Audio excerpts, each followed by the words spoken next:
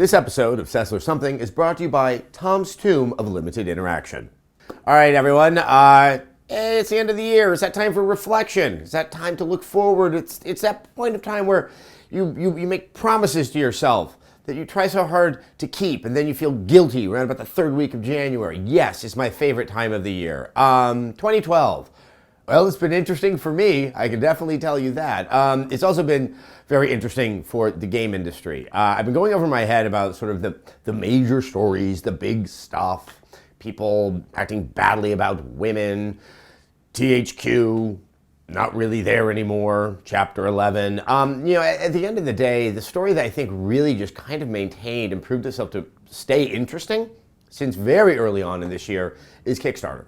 And not so much Kickstarter, the company that's allowing for the crowdsourcing that clearly is funding a lot of very interesting game projects, but just the idea of what is happening here in the industry, that some big names, Tim Schafer, Peter Molyneux, the Obsidian guys, just kind of circumventing what the normal relationship was in being with a publisher to allow themselves to actually make the games they want to make on their own terms. And I think that is a significant philosophical shift, if not a potentially financial shift. But I don't think we're going to really see if this works out for everyone's favor until maybe 1 to 2 years from now when we see what happens when these games actually come out.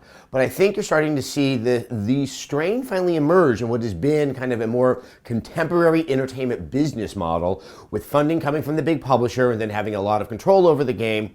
And these games being beholden to a lot of people, some of whom are very creative, and some of whom I actually think in the publishers aren't creative whatsoever. I can say this with a fair amount of confidence because I came out of the mainstream entertainment industry, and let me tell you, it's pervasive. Back to Kickstarter and all the fun things about that, it really is also been able to bridge this divide between that core set of gamers who are really into the medium, who are really into the creativity of these guys, and the people who actually make it. I mean, the idea that you're just kind of throwing a little bit of money at a project you're interested in, it just makes sense. It's almost like what I was talking about in my first Sessler Something, that sense that you want to invest yourselves by engaging with it.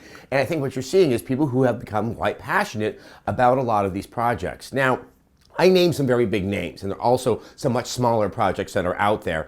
And there's been a fair amount of controversy whether or not someone like a Tim Schafer or Peter Molyneux really deserves to be going to Kickstarter. Should it be people who really have no finances whatsoever and really need that kind of support? And I understand where that's coming from, but I really think it's a much stronger statement that these long-standing talents in the industry have chosen to say, you know what, it doesn't work for me when I'm beholden to a big, scary company that makes my game come out a little bit too early, as Peter Molyneux himself admitted with Fable 3, or wants it to be changed in a certain way, or wants to present it to the public as a game that it is not. These names want to rediscover the essential experimentation, the sense of passion that is, I think, requisite if you really want to have a good game or you want to move the game industry forward.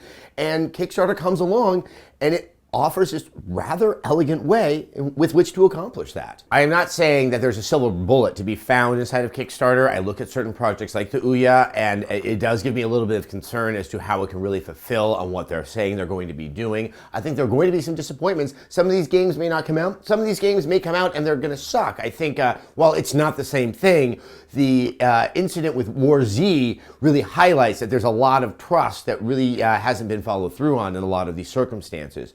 But regardless, there's something very invigorating about what's happening with Kickstarter. And I think on a personal level, I'm responding to that in my transition from the somewhat ivory tower existence I had while working in the low end of cable television to where I am now at Rev3 Games. The stuff we're putting up on the web is having an immediate response from people who view it. It's that sense of direct connection with the people who are consuming what you are working on. And it really is one of the most thrilling things I've gotten to experience. And I think even for some of these old salty game developers who are stepping into it, for them too, it's a sense that, yeah, there's something new and there's something exciting and there's a reason why we all work in this industry in the first place, because it really is the only thing I can imagine myself doing. So we're wrapping up 2012. We'll be talking a little bit about 2013 next week, but hey kids, let's kickstart the new year. That's what I think. I would love to know what you guys think is the story of 2012 that defines this year in gaming.